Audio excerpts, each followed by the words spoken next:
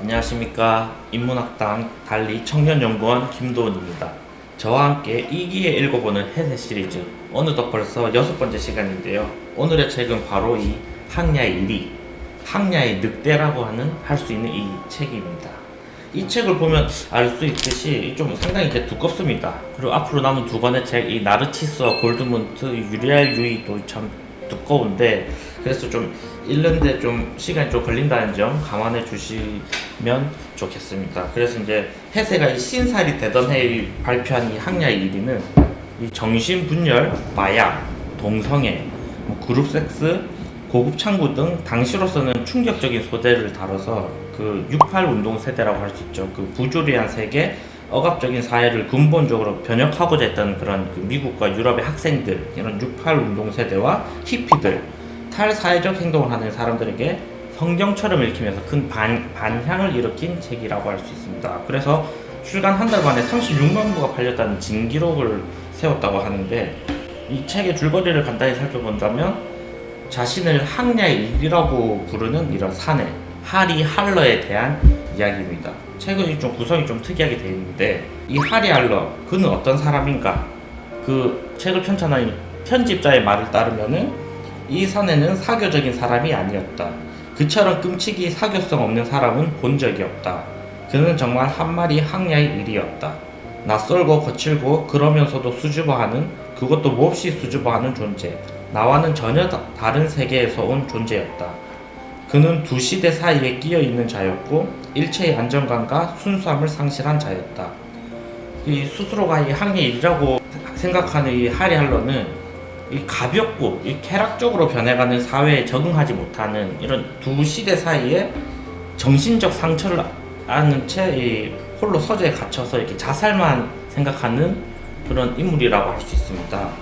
보면은 늘 고상하게 이제 니체, 이런 개체, 이런 책을 읽고 모차르트와 이 바하 이런 음악을 듣는 사람인데, 이 밖에서는 맨날 떠들고 시끄럽고 뭐 술 마시고 이러다 보니까 이 본인 입장에서는 이런 가볍게 이런 변해가는 이 쾌락의 시대에 이 적응을 하지 못하는 겁니다.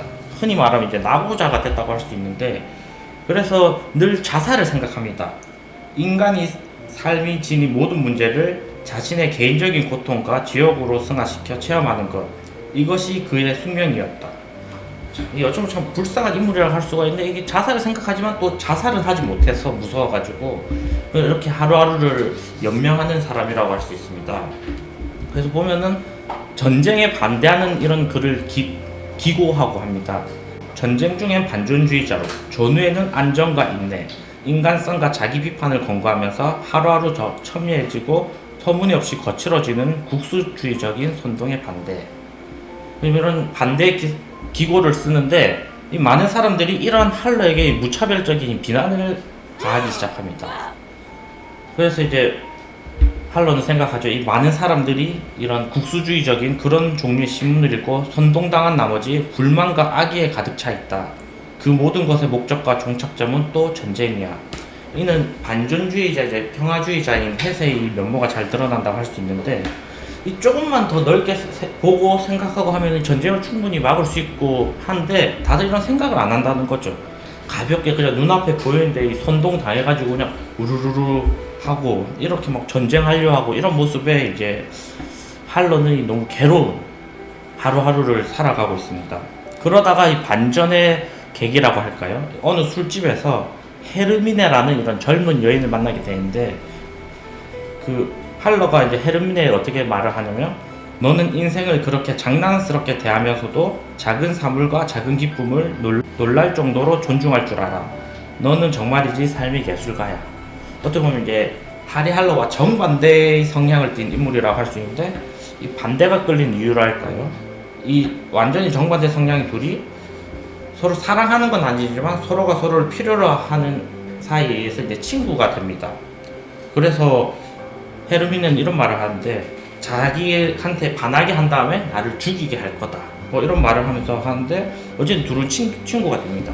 저는 이걸 보면서 좀 해설책에서 가끔씩 이런 좀 비현실적인 내용, 이 오늘날 이게 젊고 뭐 멋진 남자들이 많을 텐데 한 여자가 그 50살 이 학년 이래는 음흉하고 뭐 좀 별로 좋지 않은 이런 사람과 이렇게 말을 하고 친구가 되는, 물론 있을 수도 있지만 좀 쉽지 않은 일인데, 어쨌든 뭐 이런 생각도 잠깐 하게 되었는데, 어쨌든 둘은 친구가 되었습니다. 그래서 헤르미네는 할러에게 작고 가벼운 기술과 이 유희를 알려주고, 그 이를 통해서 고독한 항야 일이 하리 할러는 춤을 추고 뭐 배우고 하면서 이제 서서히 이제 삶이 변하기 시작합니다.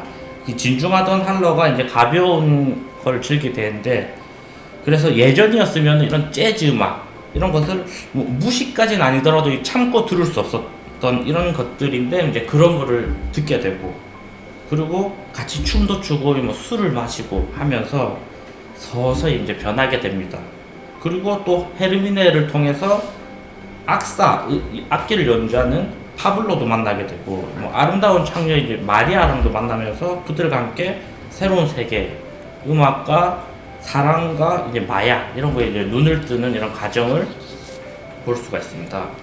그러다가 이제 책의 마지막에 가서는 이 악사 파블로를 따라서 이런 마술극장 이런 데 가서 이제 몽환, 뭐 정신 이런 몽환을 체험하면서 새로운 자신, 이런 진정한 자아를 발견하는 것으로 이렇게 마무리되는데, 이 처음에는 이 이분법적인 이런 세계에 갇혀 있었던 할러입니다. 이 할러의 내면에는 인간과 이리, 즉 사상과 감정, 문화가 잘 길들여진 본성의 세계와 충동과 야성, 잔인함의 어두운 거친 본능의 세계가 동거하고 있었다. 이 할러에는 인간의 본성과 이 이리의 본성이 이렇게 있었는데, 이런 몽환 체험 이런 걸 통해서 하리는 두 개의 존재로 이루어져 있는 것이 아니라 수백, 수천의 존재로 이루어져 있다. 그의 삶은 이를테면 본능과 정신 같은 두 개의 극단 사이에서 흔들리는 것이 아니라 수천의 우수한 쌍의 극단 사이에서 진동하는 것이다. 이런 이분법을 깨고 하면서 이제 자신의 진정한 자아를 발견하는 것으로 끝이 나는데, 뭐 마지막에는 뭐 모차르트와 뭐 게테와 대화도 나누고, 뭐 끝내 헤르미네를 칼로 찔러 죽이는 것으로 뭐 끝이 나는데, 사실 앞부분은 잘 읽혔는데 이 뒷부분 이런 뭐 몽환하고 정신분열 관련된 이 부분은 제가 내공이 부족해서 그런 거 좀 잘 이해가 안 되는 부분이기도 했는데, 결론은 어쨌든 이제 자신의 진정한 자아를 발견하는 것으로 이 책은 정리해 볼 수가 있습니다. 전 이 책을 읽으면서 나도 이 항야 1위가 아닌가, 약간 좀 감정을 이입을 하면서 이렇게 볼 수가 있었는데, 어떻게 어떤 부분에서 그런 걸 느꼈냐면 이제 음악입니다. 저도 이제 듣다 보니 좋아져서 이 좀 클래식 음악을 이제 자주 듣는데, 뭐 말러 이런 거 듣는데 요즘 사람들 제 주변에 듣는 사람이 없습니다.